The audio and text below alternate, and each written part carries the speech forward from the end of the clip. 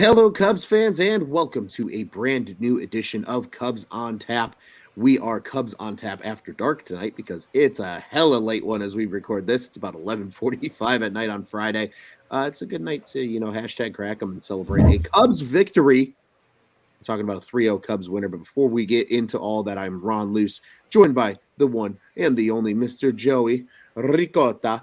My friend, Cubs won a baseball game. How are you today? Cubs won a baseball game, like you said. I'm doing good. It's Friday, cracking them.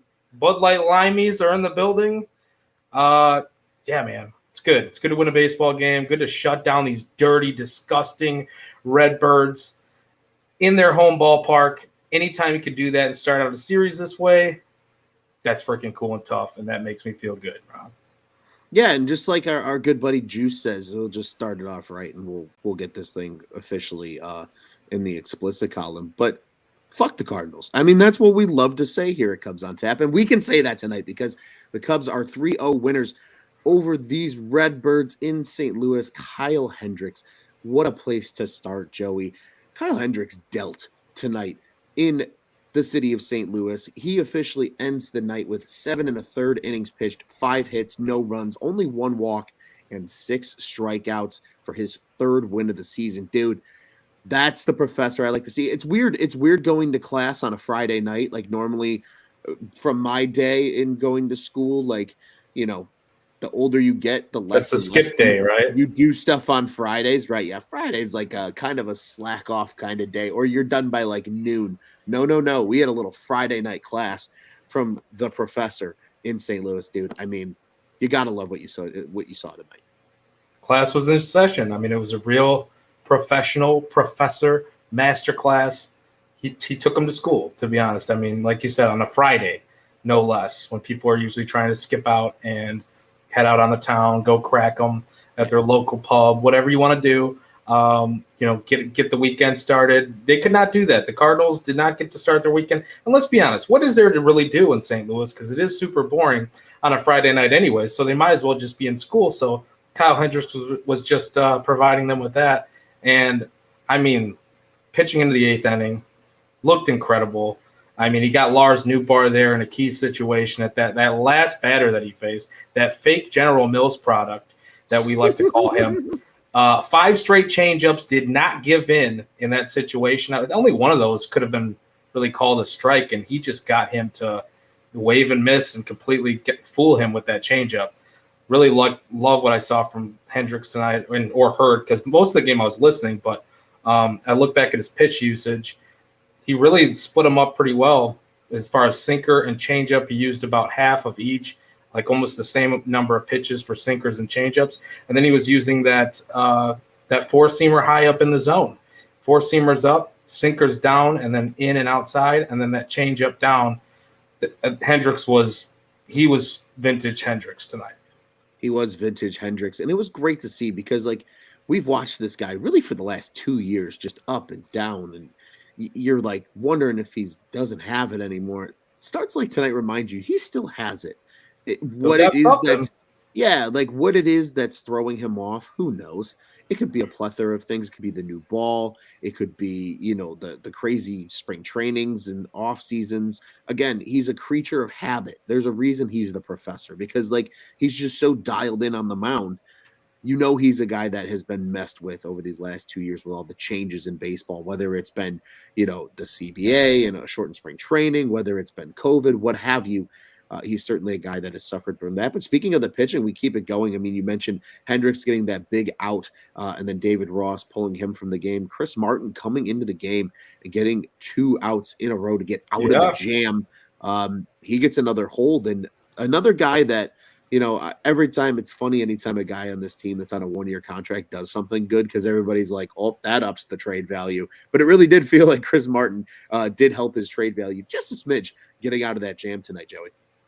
Yeah, high leverage situation, and then he was able to kind of maneuver out of that. He was like Houdini out there. He's too big to be Houdini, bro. He's like 6'9". Okay, that's fair. Man's a freaking giant out there on the mound. You cannot hide him. He just got out of the inning. And hey, I've been on the show in the past with you and with Juice and saying this guy freaking sucks. I do not really like Chris Martin. I think that not as a person, I have nothing against him as a person, but as Nothing a against him, pitcher, dude. yeah, just you got to say that now because people will be like, what do you have against this person? Nothing, dude. Not at all. But him on the mound, it's like he is a seatbelt. Like I always look at him as like a seatbelt. Tonight, we just were forced to fasten the seatbelts when he entered the game, and we did not crash. He got us safely to our destination, point A to point B. Chris Martin, thank you for getting us there.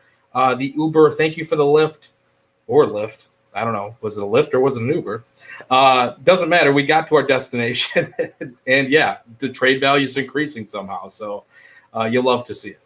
Yeah, and Uber XL was probably needed to ensure Chris Martin had enough foot room to get us to our destination tonight. But dude, very well put. I mean, it wasn't pretty, right? He takes the one ball like off the ankle and gets it over to first without the runners advancing. Like that was kind of a big play. And then it's the line out right to Nico to pretty much end the inning. And Chris Martin kind of you mentioned the term seatbelt. Chris Martin's like when your younger sibling gets their driver's permit and you were in the car with them the first time and you're death gripping the handle that's over the passenger seat. Like that's kind of what it feels like. The shit sometimes. Handle. Yeah, the shit handle. That's kind of what happens with guys like Chris Martin, at least so far this season. But he has shown moments of brilliance and just showing that he can be a quality relief pitcher. And he showed a little bit of that tonight, which was certainly cool and tough. And dude, David Robertson kind of making up for what happened yesterday, comes in, gets his 9th save of the season to lock it down for the Cubbies. Clean inning with a strikeout for him. His ERA back under 2 now as it sits at 1.95. Another guy that this team brought in, put him in the pitch lab. I remember when he signed, I was like, oh, that's cool. David Robertson's still pitching. And like now he's come in and become, arguably the most trusted arm in that bullpen for David Ross so far this season. So another great showing from him tonight as well, Joey. Yeah, I mean, I don't even know if it's arguable at this point. I mean, he is really the most consistent reliever out of this bullpen. I guess you could probably say Afrost, throw him in that mix as well. But even he has had some clunkers this season. And Robertson, yeah, the last time we saw him, he had that hanging slider against the Pirates, which was the first pitch of the at-bat. Michael Chavis was sitting on it, took him out of the park. Mm-hmm. He tried to sneak one in there, tried to just get a first pitch strike on him. Other than that, I mean, he was great in that outing too. I think he threw 12 pitches tonight, 9 of them for strikes. Very clean inning. And it was 3 straight games that he's pitched in now. So it's like, that's impressive to me that he had this good of stuff in his 3rd straight game that he's pitched in 3 days in a row. So Robertson, just like Chris Martin, up in the trade value, and Robertson should be able to bring back a very, very healthy piece, you would think, at the deadline. Yeah, you would think, right? I mean, not saying he's Craig Kimbrell by any means, but just example, look at what like Craig Kimbrell fetched. Craig Kimbrell's trade was the only trade that fetched major league level ready players. Yeah, exactly. Madrigal and Cody Hoyer, a guy that I think we could all sit here and agree that we'd love to see Cody Hoyer this season. It's a shame he had Tommy John, but a guy that we can be excited about for 2023 nonetheless. But Joey, transitioning just a smidge from the pitching, because although that was good, the bats were there too tonight. Everybody except the 7, 8, 9 hitters registering at least one hit, both Jan Gomes and Nico Horner with a pair of hits each. And dude, that's where I want to start talking, because Nico Horner is just on an absolute tear right now. He ultimately goes 2 for 3 tonight with a walk, 2 RBIs, and runs scored. He has got that average up to 286, 731 OPS. Don't be fooled by it. But he parks his 4th homer of the season tonight. Dude, Nico Horner is like on one right now.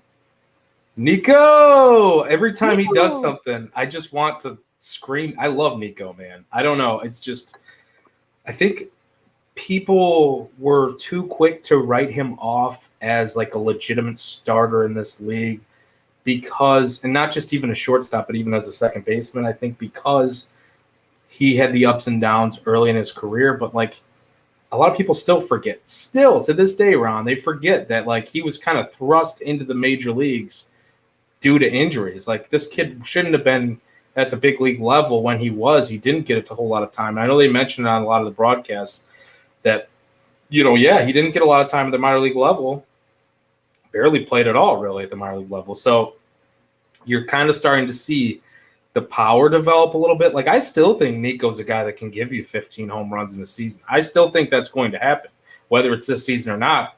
He's going to hit over 10 home runs this year, though, it looks like.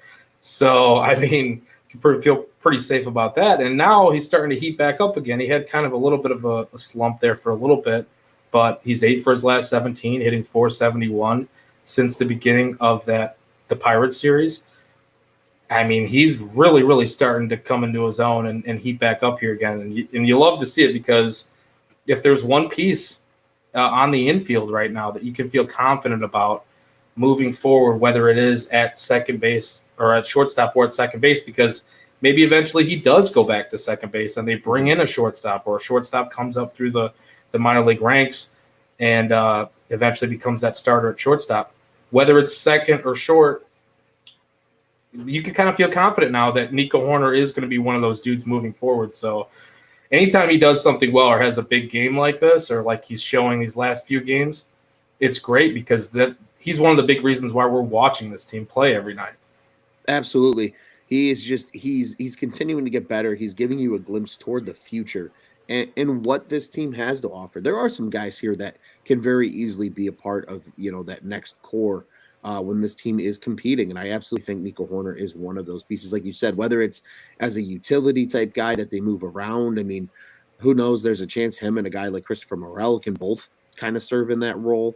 Yeah. Maybe he is just your everyday second baseman. Maybe he does stay at shortstop longer than people expect. Who knows? But he's certainly just continuing to do great things. And speaking of another guy continuing to do great things, Ian Happ is an all-star. He gets a hit tonight, RBI double for him. That average still sitting very pretty at 288 with an 860 OPS. I mean, just you tweeted it out perfectly. So this is where I'm going to turn it over to you, my friend. You called him Ian Mr. Consistent. That's exactly what he's becoming, especially when he's been hitting in this 3-hole lately.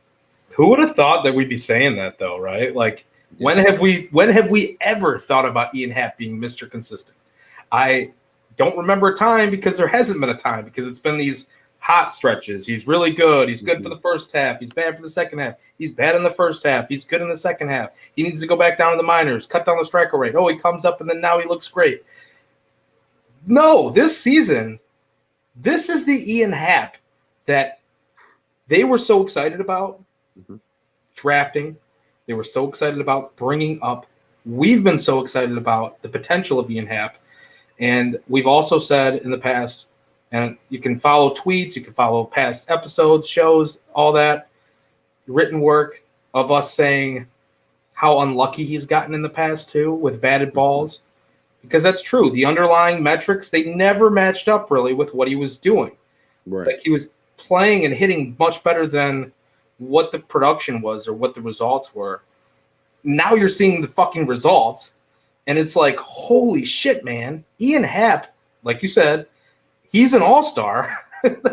Hey, please, you got to vote this guy in, because they keep showing these graphics of the WAR and the OPS and all that in comparison to other national league outfielders. Yeah, he's amongst the best in baseball, let alone in just the NL in the outfield. Best in baseball, amongst the best in baseball. And that says something from a guy that in the past, he has had just a ton of different struggles. And now, hey, if he has to play left field instead of you're moving him around, playing him in center field, seems like he's locked into that left field spot. Maybe that's a big part of this. Obviously, the advancements that he's made and the adjustments that he's made from the right side of the plate, the improvements there have played a huge part in this whole thing. But it's just like nightly, you can pretty much count on Ian Happ at least getting a hit or getting a walk just about every night, it seems like now. And I don't know what else to say about it. I'm really impressed, and I'm just happy to be able to see this now, because this is what we thought it could be, right? Yeah, this absolutely is what we thought it could be. And I'm gonna shamelessly toot my own horn here really quick. But I did write an article during the off season, and it was regarding Ian Happ. And I wrote a couple of them, not many. I think I wrote 2 or 3 of them, of certain guys on the team and what they need for 2021 success. And for Ian Happ, I said it. Just bring consistency to the table. The talent was clearly there. It was the consistency that he was lacking from making him live up to that hype as a first-round pick and a top 10 pick when he was taken in the draft out of Cincinnati. Now he's living up to the hype. He's got that level of consistency. Like you said, the strides from hitting from the right side of the plate making a huge difference. He's playing arguably a Gold Glove left field. He's been very good defensively as well. Just all around Almost has made a been, hell of a catch tonight too, yeah. and I he mean, threw out just Yepis or whatever the fuck his name is. yeah, exactly. So like, I mean, he is just proving that he can be a great all around player and all around outfielder. And I'm telling you, man, I know we talked about it. I'm gonna stick with my little hot take that I said about keeping him around for the future. I really think there is a lot of opportunity here with a guy like Ian Happ. Joey, you have anything to add regarding Ian Happ? If not, I do want to turn it back over to you really quick for any final thoughts on this W before we look ahead to 2 games for the rest of the weekend. Not a whole lot more on Ian Happ because there's nothing else to really be said, I don't think. But like you said, your hot take of him maybe being extended or whatever, I don't know if it's a hot take. I'm very much, and it might be a hot take with Cubs Twitter and Cubs fans because I ran a poll tonight, and I know you saw it. Yes, it did. If you had to pick one to extend, Wilson Contreras or Ian Happ, and that's not to say that like the Cubs can only pick one, because we know that they like it's not that they can only pick one. They have the money; they can pick both if they really want to, right? It's just whether or not they really want to build around both or not. And I'm not sure that they do. We're not even sure if they want to build around either one of them, right? Like we don't know what the exact plan is with Jed, and they're not going to tip their hand because that also hurts them in the negotiation process with these players. So like smartly, wisely, they're not going to tell you which one they're going to build around, right? But if they had to pick one or the other, I am so on the fence. And that's the reason why I posed the question. It wasn't because like I think one or the other. I just like Willie is a guy that it seems like he's going to be shipped at the deadline. Like that's just what everyone keeps saying. It kind of makes sense. It's the last year of his contract, right? He's going to bring a big haul. He's hitting tremendously from the plate, although he's cooled down a little bit here lately. Just a smidge. Which is notable because teams are going to look at that, right? I mean, yes, he has been DHing a lot, and that's helping the bat this season, but he is starting to cool down a little bit, and it is notable. Teams will mention that when you're trying to talk trade discussions. But I guess my main point here is, or like what I'm getting at is Ian Happ or Wilson Contreras. I don't know because the leadership qualities in Wilson Contreras, they seem to be there when you're talking about these younger players like Christopher Morel and maybe some of these other guys. He's very passionate. You could tell he bleeds Cubby blue. But then you have Happ, who's just kind of like this quiet guy who just goes about his business, but like he's still very personable. Like he's made connections with the city, like you guys have talked about on a past episode and stuff. And it's like, and now he's performing like that first round pick. So it's like, I also wonder though, because of the depth in the outfield with Kevin Alcantara, Pete Crow Armstrong, Canario, he showed off his cannon tonight at the minor league level, just absolutely ripped one from right field, gunned a guy out by about 100 yards. There's a lot of guys in the outfield, but there's not a whole lot of catchers, at least until like you hit high A, low A, where you can feel good about. Because Miguel Amaya, I can't feel good about him anymore. I just can't. No. I don't know, man. If you extend, I'm so much on the fence about this, Ron, that you could tell me either way. You could say extend Contreras or extend Happ, and I'd probably agree with you because it's like I don't know. I really don't know. I don't have that answer, and I'm just. I know I'm ranting a little bit here, kind of like extending my thought process, but I don't know where to go. Like Jed has a tough decision. On the fly. You're thinking on the fly. Jed has a tough decision. You know what I mean? It is a tough decision, and I'll tell you what. I think something too that's being analyzed as well, especially with Wilson Contreras, is the DHing, keeping the bat in play. Happ has the youth. Happ plays a less demanding position. There's certainly arguments for both. I will tell you right now, the overwhelming majority is to keep Willie in your poll. I know. That's what I saw too, and I'm like, so technically you do have a hot take. And I was gonna say I was in the minority, very much so in that poll. But I mean, yeah, I agree with you, though. There's certainly enough argument to be made for both of those players to stick around as a part of building for the future. But I think that's what's going to make this off season, when it does eventually get here, so interesting and unique because, or really even the trade deadline, or one or both of these guys gone before we even get to the late part of the season. Who knows? But we'll certainly see that. Just So quick thoughts. Yeah. Ron, sorry, but I know we're gonna kind of wrap this thing up, and we're Cubbies after dark, Cubs on tap after dark right now, so we want to get going. But I would say, like, this is the other part of that conversation too, and I think that, and I don't know if everybody's thinking about this when they're doing that poll, but Ian Happ is going to get you a ton at the deadline this year because he has the extra year of control, and he's performing so well. So I don't know, man. Like, do you just trade both? Like, I don't know. I will say, though, if you trade both, you are officially kicking the can down to 2025 for this 100%. Team to truly be competitive. Unless you get close to the major league level talent. Yeah, but unfortunately, I don't know if that's a guarantee with either one of those guys that you're going to get that. So it'll certainly be something to keep an eye on. And I'm there with you, man. It'll be unique. An intriguing storyline to keep an eye on as the season winds down and that trade deadline gets. I mean, we're already approaching July 1st. Trade deadline is going to be here in about 5 weeks.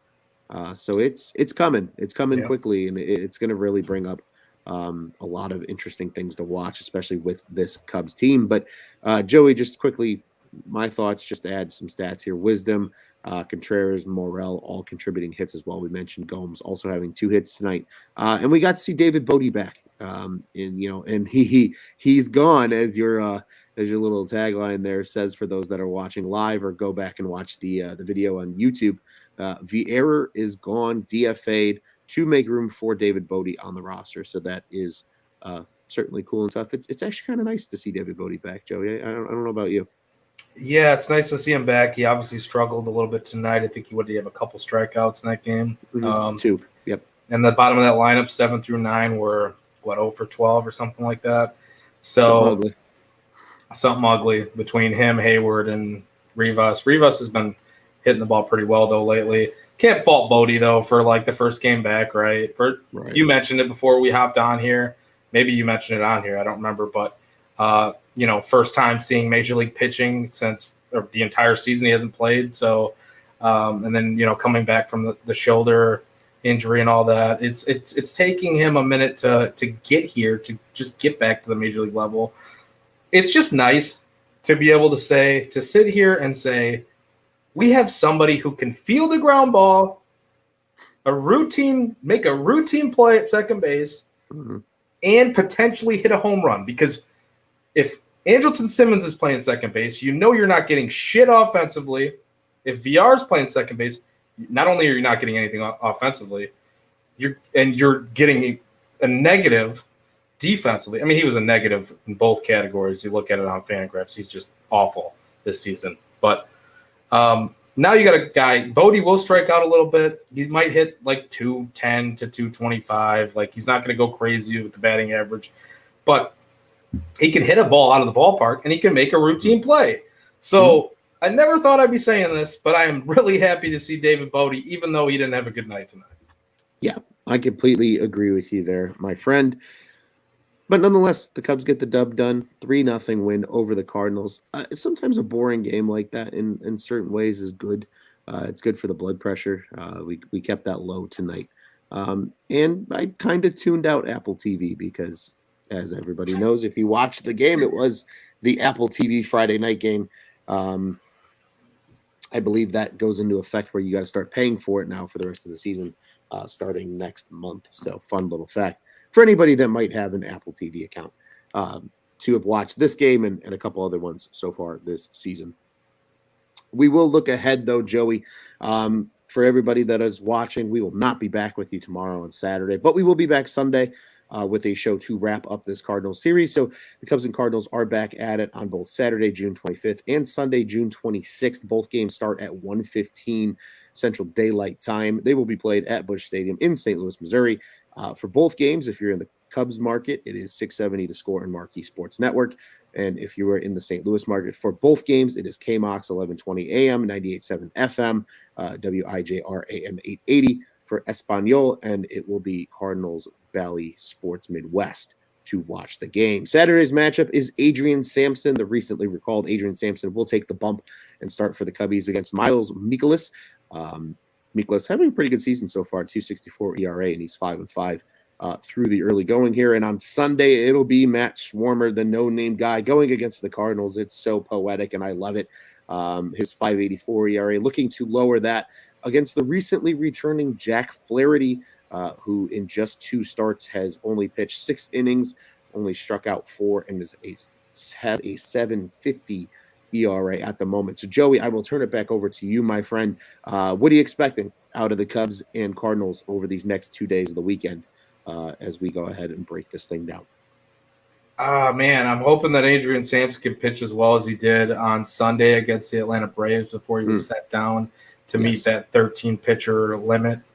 But, he then being called back up, obviously, here. Sampson looked good. Like, I didn't really get a chance to watch the game live on Sunday because I had my own, but I went back and watched a little bit, and he looked really good. What did he give up? Like 1 hit in that entire outing? Yeah, no runs, 5 Ks. So he, hopefully he can do something similar here through 56 pitches in that game. Yeah, I'm looking at it now, 4 2/3, only 1 hit, struck out 5 against the Braves. Hopefully, I mean, like in a starter's role here, we'll see if that's the same type of case here. I mean, scouting report-wise, you'd figure the Cardinals would get a little bit of a report on what happened this past Sunday, what they've seen in the past here from Sampson at the major league level. But, yeah, man, maybe we can get a decent outing there. Mikolas has been pretty solid so far this season for the most part. Flaherty on Sunday, you mentioned Swarmer. I don't know. I just hope that he can kind of do more of what we saw the first couple of outings. Mm-hmm. And it's just so tough with him being a 2-pitch pitcher. I know that slider does like a couple of different things. He gets a lot of vertical movement on it. So at times he can get some more horizontal movement by the way that he throws it, but it's very tough to be a 2-pitch pitcher in this league. And I guess sometimes you can kind of look at it as like that's a 3-pitch mix just by the variations of the slider, but it's very tough in this league as a starter to throw 2 pitches and be effective. You've got to really be pinpoint with that fastball and tunnel it well with your other pitch, which is the slider, but which he does a good job of. It's just, he gives up home runs. This is a lineup that you don't want to do that with. You can't afford to give up a ton of bombs to. They did a really good job, by the way, tonight. Hendricks and the pitching staff did a very good job of avoiding that 2 through 4 hitters. I think it was Gorman, Arenado, Goldschmidt. They didn't have a hit tonight. They had 1 walk. I think Goldie was the one that had a walk. It was. So if you can do that, like both of these pitchers, you feel good about your chances of winning if you can kind of get through the 1 through 4 hitters in this lineup. But I don't know. We know the story as Cubs fans. Like we know it's the Brendan Donovans. It's the random no names that come up and do well against them. So yeah, Harrison freaking Bader. You just never know in this type of series, but at least the season series is tied up now with the Cardinals. I believe it's 3-3. So, hey man, let's take 2 or 3. Let's get one of these 2 wins for sure, and you can feel good about being at a division rival that's in the mix here, the 2-team race at the top of the NL Central. Absolutely. You would love to see another win because then when we say fuck the Cardinals, it just holds that much more weight here at Cubs on Tap, taking 2 out of 3 against your division rival. You see how Yadi Molina just like conveniently avoided this series. Just good. Yeah, went to the IL and just I don't want to play against the Cubs. Leave him there. Leave him there the rest of the season. I do not care about Yadier Molina. Please just send him away forever. Thank you very much. He can go sail off into retirement now. But Joey, Before we wrap this thing up and get out of here, I do want to remind everybody Cubs on Tap is the official Cubs podcast of the On Tap Sports Network. Check out all of our great work at ontapsportsnet.com and at ontapsportsnet on social media. Follow the pod specific accounts here. We are at Cubbies on Tap, Cubbies. You can follow us at Twitter and Instagram. I am at Loose on Tap on the Bluebird app. Joey is at Joey Knows Nothing. That ends in IN because that stands for Win Baby. And you can follow at Juice on Tap, at Teddy Freddy 270, at Brandon M. Kane, and all the others that do great work for us here at Cubs on Tap. Bulls, Bears, Blackhawks, you know the drill. We have it all. And yes, my friend, and there you go. Hired a solid head coaching choice for the Hawks. Johnny and I just did a show today on Four Feathers. Highly encourage all the Blackhawks fans to go listen to that. You can hear a little more about Luke Richardson being the reported new head coach for the Chicago Blackhawks. Technically not official yet. We talked a little bit Alex DeBrincat trade rumors as well, so go check that out. Either here on YouTube or here on Facebook or here on Twitter. And you can also listen to that in podcast form. That'll likely be available tomorrow. And yes, Cubs fans, the Sox on Tap crew do a good job covering the Southsiders. If you know someone that roots for the Southsiders, go ahead and send them to our friends at Sox on Tap. Once again, ontapsportsnet.com, at ontapsportsnet on social media. The On Tap Sports Network, go ahead and check out what's on tap in Chicago sports. Joey, it's always a pleasure to talk Cubs with you, my friend, but it is even more of a pleasure to talk about a Cubs win, and even more of a pleasure to talk about a Cubs win over the dreaded St. Louis Cardinals. So what do you say, my friend? We shut this thing down and get out of here for the weekend the only way we know how, at Cubs on Tap, especially against the Cardinals. Fuck the Cardinals. Fuck Apple TV. Let's go Cubs. Fuck the Cardinals, and let's go